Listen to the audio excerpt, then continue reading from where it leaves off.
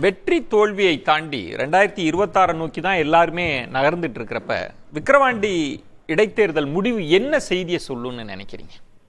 இல்லை, அடிப்படையில் ஒரு விஷயம், ஒவ்வொரு கட்சியும் தனித்தனியாக நின்ற போது எடுத்த வாக்குகள் தான் ஓரளவுக்கு ஒரு பேசிஸாக வச்சுட்டு நம்ம ஆர்கியூ பண்ணுறோம். அந்த கட்சிக்கு இந்த செல்வாக்கு 2014 திமுக தனியாக நின்றபோது 18-19% 21% வாங்கினாங்க. 2016 பாமக தனியாக நின்னாங்க 234 தொகுதியிலையும் கிட்டத்தட்ட 23 லட்சம் ஓட்டு வாங்கினாங்க. 5.36% ஓட்டு அவங்க வாங்கினாங்க. அதுக்கப்புறம் அவங்க அந்த முயற்சி எடுக்கலை. ஸோ பெரும்பாலும் அவங்க அலையன்ஸில் இருக்கும்பொழுது அவங்களுடைய ஓட்டு வந்து அலையன்ஸ் பார்ட்டிக்கு உதவுது. திமுகவோ அதிமுகவோ அவங்க வெற்றி பெறத்துக்கு ஆட்சிக்கு வரத்துக்குலாம் நல்லா உதவுது. ஆனால் இவங்களுக்கு அந்த அளவுக்கு உதவ மாட்டேங்குது. இவங்க கேண்டிடேட்டுக்கு உதவ மாட்டேங்குது. சென்ற அசம்பிளி எலெக்ஷன் வச்சுக்கலாமே, சேலத்தில் வந்து 2 தொகுதி, தருமபுரியில் 2 தொகுதி, அவங்களுடைய கோர் ஏரியா இங்கே விழுப்புரம் இந்த மாவட்டங்கள் சுற்றுவட்டார மாவட்டங்களில் ஒரு இடத்துல தான் அவங்க வின் பண்ணாங்க ஆக்சுவலாக. அப்போது என்ன அங்கே பிரச்சனை ஆக்சுவலான்னு பார்த்தீங்கன்னா, ஒன்று இவங்க அதிமுகவோடையோ இல்லை திமுகவோடையோ இல்லை யார் பாஜக யார் கூட வேணால் கூட்டணி இருக்கட்டும், ஆனால் அந்த கூட்டணியில் இருக்கும்பொழுது இவர்களுக்கு கிடைக்க வேண்டிய ஓட்டுகள் இவர்களுக்கு கிடைக்குது. அந்த கூட்டணியோட ஆட்கள் இருக்காங்கல்ல, அவன் காஸ்ட் விண்டோவாக இருப்பான், இல்லை மைனாரிட்டியாக இருப்பான், அவன் தலித்தாக இருப்பான், அவனுடைய ஓட்டே இவங்களுக்கு கிடைக்க மாட்டேங்குது ஆக்சுவலாக. அதனால தான் இவங்க வின் பண்ண முடியல. ஆனால் இவங்க வந்து டெலிஜென்ட்டாக என்ன பண்ணுறாங்க, இவங்க ஓட்டை கரெக்டாக கூட்டணி கட்சிக்கு போட்டுறாங்க. இப்போ புது அலைன்ஸாக இருக்கு. இப்போ இவங்க வந்து பாஜக ஓட்டெல்லாம் டிரான்ஸ்ஃபர் ஆகாது. பாஜக கூட்டணி இவங்க செல்வாக்கா இருக்கிற இடத்துல இன்னும் பாஜக வலிமை பெறவே இல்லை ஆக்சுவலா. ஸோ அதனால வந்து இவங்களுடைய எதிர்காலம் அப்படின்னு பார்த்தீங்கன்னா, இவங்க என்னைக்கு வந்து மற்ற கம்யூனிட்டியோட ஓட்டோ இல்லை மற்ற கட்சிகள் ஆதரவாளர்கள் ஓட்டோ இவங்க திரட்டின்னு வராங்களோ, குறைந்தபட்சம் 35% ஓட்டு ஒரு தொகுதியில் அவங்க வாங்குற லெவலில் என்னைக்கு இருக்காங்களோ அன்னைக்கு தான் அவங்க வந்து தனியாகவே தனித்து ஒரு வெற்றியை வந்து காண முடியும் ஆக்சுவலா. இல்லாட்டியும் வந்து அது ஒரு பெரிய பிரச்சனையா இது மாதிரி தனியாகவே போட்டி போட்டு இந்த இடத்தில் ஏடிஎம்கேவோட ஒரு 35% சுமார் தோராயமா சொல்ல அந்த வாக்கு வங்கியில ஒரு ஷிஃப்ட் நடந்ததுன்னா பாமகவுக்கு வெற்றி. அந்த வாக்கு வங்கியில ஷிஃப்ட் நடக்கும், பட் அது பாமக வெற்றி பெற அளவுக்கு நடக்காது. இது இடைத்தேர்தலா இருக்கு, வெற்றி பெற அளவுக்கு நடக்காது. இடைத்தேர்தலாக இருக்கிறது நடக்காது. ஒரு பொது தேர்தலில் உங்க கூட்டணியில் இருந்து கூட வந்து அதிமுக தோத்தது தான் நம்ம பார்த்தோம் இல்லையா 21ல். இவங்களுடைய பாமகவுடைய பிரச்சனை என்னன்னா, சமூக நீதிக்கு குரல் கொடுக்குற டாக்டர், எல்லா ஜாதிகளுக்கும் அவங்கவுங்க மக்கள் தொகைக்கு ஏற்ப இடஒதுக்கீடு கொடுக்கணும்னு சொல்கிற டாக்டர், மதுவிலக்குக்காக கடுமையான போராட்டம் நடத்திய டாக்டர், பெண்களுக்கான இடஒதுக்கீடு போன்ற விஷயங்கள், பொது பிரச்சனைகளில் எல்லா விஷயங்கள்லையுமே அவங்களுடைய பல மாநாடுகளுக்கு நான் போயிருக்கேன் 234 தொகுதிகளில். அவ்வளவு போராடிய டாக்டர், அவருக்கு என்ன பிரச்சனைனா, அவர் அந்த கம்யூனிட்டியை தாண்டி இருக்கிறவங்க அவர் வந்து அவருக்கு ஓட்டு போட மாட்டேன்றாங்க. இப்போ இவங்களுடைய ரோல் என்னவா இருக்கு பாருங்க. அப்படி அதை தான் கணேஷ் சொல்றாரு. அப்படி ஒரு சாயத்தை அப்படிதான் இருக்கு. ஃபேக்ட் அப்படிதான் இருக்கு. நீங்க 91லேருந்து எடுத்து பாருங்க எலெக்ஷன் ரிசல்ட்ஸ். அப்படிதான். ஏன் அந்த மக்கள் புரிஞ்சுக்க மாட்டேன்றாங்கன்னு ஒரு கேள்வி நமக்கும் வருது ஆக்சுவலா. அதான் அப்போ பாமகவுடைய ரோல் என்னவா இருக்கும் ஃபியூச்சர்ல? நீங்க வந்து ஒரு சப்சிடரி ரோல் தான் டீல் பண்றீங்க. ஒரு துணைநிலை பொறுப்புல தான் நீங்க இருக்கீங்க. உங்க மெயின் யாரு? உங்களுக்கு பாஜக. அவங்க என்ன பண்ணுவாங்க? நீங்க 2வது வந்தா பாஜக தலைமையிலான அணி 2வது வந்துருச்சுன்னு கிரெடிட் எடுத்து போவாங்க. உங்களுக்கு நீங்க தொடர்ந்து நீங்க வந்து சப்சிடரி ரோல் தான் பண்ணிட்டு இருக்கீங்க. சப்சிடரி ரோல் பண்ற நீங்க எப்போ மெயின் கேரக்டரா மாற போறீங்க? அப்போ 35% ஓட்டு நீங்க வாங்கும் போது தான் மெயின் கேரக்டரா மாறுவீங்க.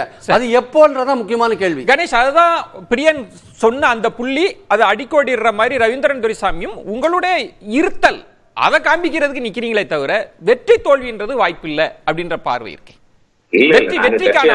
கட்சி ஆரம்பிச்ச காலத்துல இருந்து நீங்க பாத்தீங்கன்னா பல வெற்றிகளை நாங்க சாதிச்சுதான் இருக்கிறோம். அன்னைக்கு பிற மக்கள் எல்லாம் எங்களுக்கு வாக்கு செலுத்திக்கிட்டு தான் இருந்தாங்க, இன்னைக்கும் செலுத்திக்கிட்டு தான் இருக்கிறாங்க. இப்ப 2019 தேர்தல், 2024 நாடாளுமன்ற தேர்தல்ல நானும் வேட்பாளராக போட்டிய இடத்துல பிற சமுதாய மக்களும் எனக்கு செலுத்திதான் இருக்கிறாங்க. ஆனா போதுமான அளவு வந்ததா அப்படின்னா இல்ல. இதெல்லாம் ஒரு துவக்கமாக தான் இருந்துகிட்டு இருக்கோம். உதாரணத்துக்கு சொல்லணும்னா, நாங்க 90 சட்டமன்ற உறுப்பினர் 96ல வரும்போது 4 சட்டமன்ற உறுப்பினர்களை எல்லா சமுதாய ஆதரவோடு தான் நாங்க பெற்றோம். அது இல்லாமலாம் இல்ல. அதற்கு பிறகு நாங்க தோல்வி என்ற ஒரு முகம் வந்த பிறகுதான் எங்களை வந்து திட்டமிட்டு எங்களை புறக்கணிக்கணும், இந்த மாதிரி ஓரம் வைக்க வேண்டிய ஒரு வேலைகள் எல்லாம் செய்யணும். எங்க மீது இந்த சாதிய அரசியலை சாதிய சாயத்தை பூசி பூசி பூசி பூசி நாங்க தெளிவாக தான் இருக்கிறோம். கணேஷ், இப்ப அண்மையில் பாமக சந்திக்கிற ஒரு சவால் என்பது இந்த 10.5 என்பது உங்கள் தொடர் முழக்கம். அதை யாரும் டவுட்லாம் பண்ண முடியாது. ஆனா அதன் பலன் வந்து இபிஎஸ் அவர்களுக்கு தானே போயிருக்கு. நம்ம 24 டேட்டா பார்த்தாலுமே அதிமுக வலுவா அந்த பகுதியில் வெற்றி பெறாங்க அப்படின்னா உங்களுக்கு பெரிய சவால் அதிமுக தானே? இல்ல, 100% இல்ல. இப்ப மரியாதைக்குரிய மணிகண்டன் சொல்லும் போது தென் மாவட்டங்கள் இதனால தோத்துட்டாங்க அதிமுக அப்படின்னாங்க. நீங்க தென் மாவட்டத்தில் எடுத்து பாருங்க, 21 சட்டமன்ற தேர்தலில் பல இடத்துல வென்று இருக்கிறாங்க. அதற்கு பிறகு ஏன் அவங்க தோத்தாங்கன்னா, அவங்க உள்கட்சியில நடந்த விவகாரம். உட்கட்சியில இருந்து ஒரு சமுதாய மக்களை நீங்க பிரிச்சுட்டீங்க, அதிமுக இருந்து ஒதுக்கிட்டீங்கன்னு அந்த மக்கள் நினைச்சதனுடைய விளைவு தான் அதுக்கு அடுத்து வந்த தேர்தலில் நீங்க தோல்வி அடைவதற்கான காரணமாக இருந்ததே தவிர பாட்டாளி மக்கள் கட்சிக்கோ இந்த சமுதாய மக்களுக்கோ நீங்கள் கொடுத்ததுனால அந்த மக்கள் இன்றைக்கு எதிராக இல்ல. இன்றைக்கும் சொல்லுகிறோம், இந்த விழிப்பு நிலை மக்களுக்கு இடஒதுக்கீடு வருவதற்கு ஒரு சமுதாயத்தின் மக்கள் இன்னொரு சமுதாய மக்கள் மீது என்றைக்குமே வந்து அவங்க கேட்டது அப்ப கூட சரி எங்களுக்கானதை சேர்த்து கொடுங்கன்னு கேட்டாங்களே தவிர அவங்களுக்கு கொடுக்காதீங்கன்னு அவங்க சொல்லல. நாடாளுமன்ற உச்ச நீதிமன்றத்துக்கு அவங்க சென்று வாதாடிய பொழுது கூட எங்களுக்கான உரிமைகளை பறிபோகாம நீங்க அவங்களுக்கு செய்யுங்க அப்படின்னு சொன்னாங்களே தவிர எங்க உரிமைகளை பறிக்காதீங்கன்னா அவங்க எதிராக என்னைக்குமே இல்ல. எதிராக இருக்கிறாங்க நீங்க சித்தரிக்காதீங்க. மணிகண்டன், இதுல அதிமுகவோட ரோல் என்னவா இருக்க போகுது இந்த விக்கிரவாண்டி களம்? ஏன்னா 26க்கு இது முன்னோட்டமா நீங்க பாக்கலையா? விஜயன், அதுக்கு முன்னாடி ஒண்ணு கேட்டுறேன். மரியாதைக்குரிய பிரியன் இப்ப சொன்னாரு, பாமக ஒரு சாதி வட்டத்துக்கு சாதிக்க அந்த கட்சி அப்படின்னு ஒரு வாதத்துக்கு சரின்னு வச்சுக்கிட்டா, விடுதலை சிறுத்தைகள் என்ன எல்லா சாதிகளுக்கும் ஏற்புடைய கட்சியா?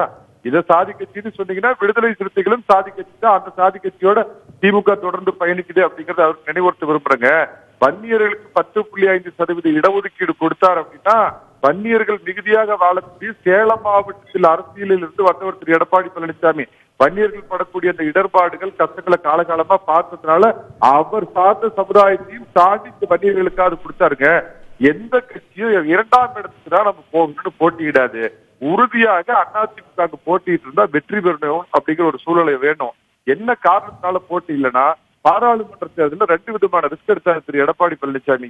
புதிய அறிமுகம் அவ்வளவா இல்லாத வேட்பாளர்கள் நிறுத்துறது ஒண்ணு, பிரதமரை முன்னிறுத்தாமல் மோடியும் வேண்டாம் ராகுல் தாடியும் வேண்டாம்னு சொல்லி 2 தேசிய கட்சிகளும் வேண்டாம் அப்படிங்கிறப்ப ஒரு பெரிய தோல்வி சந்திச்சார். எதிர்பாராத இல்ல, நான் கேட்பது உங்களுக்கு இருக்கிற அடுத்த சவால் என்பது பாமக கூட்டணி ஆட்சியை பத்தி பேச ஆரம்பிச்சிட்டாங்க. 26 அப்படின்றது கூட்டணி ஆட்சி தான் அமையும் பாஜகவும் சொல்ல ஆரம்பிச்சிட்டாங்க. அப்ப இதெல்லாம் உங்களுக்கு சிக்கலா ஏற்படுத்தாதா விக்கிரவாண்டி களம் உங்களுக்கு? அதுல அன்பு தம்பி கணேஷ்குமாருக்கு ஒன்னே கேட்கிறேன், அடுத்த 2026 உங்க கூட்டணியில முதலமைச்சர் வேட்பாளர் யார்? மாற்றம் முன்னேற்றம் அன்புமணியா இல்ல அகில உலக பிஜேபி தலைவர் அண்ணாமலையா? அதை முதல்ல தீர்த்துக்கு சொல்லுங்க. அந்த பஞ்சாயத்து அங்கதான் இருக்குது மேட்ரு. உறுதியா சொல்றேங்க, நான் இன்னைக்கே முன்தேதிட்டு காசோலைங்கிற மாதிரி முன்தேதிட்டு சொல்றேன். 2026 பாமகவுடைய பயணம் அதிமுகவோட தான் இருக்கும். ஆம்ஸ் பண்ணி இப்ப அவங்க பிஜேபி அவங்களை வலுக்கட்டாயமா கூட்டதுனால ஒரு பொருந்தா கூட்டணியில பொருந்தா கல்யாணம் பண்ண புருஷ முண்டாட்டி மாதிரி வாழ்ந்துட்டு இருக்கிறாங்க. கணேசனா சீக்கிரம் எதிர்பார்க்கிற வந்திருக்கேன்.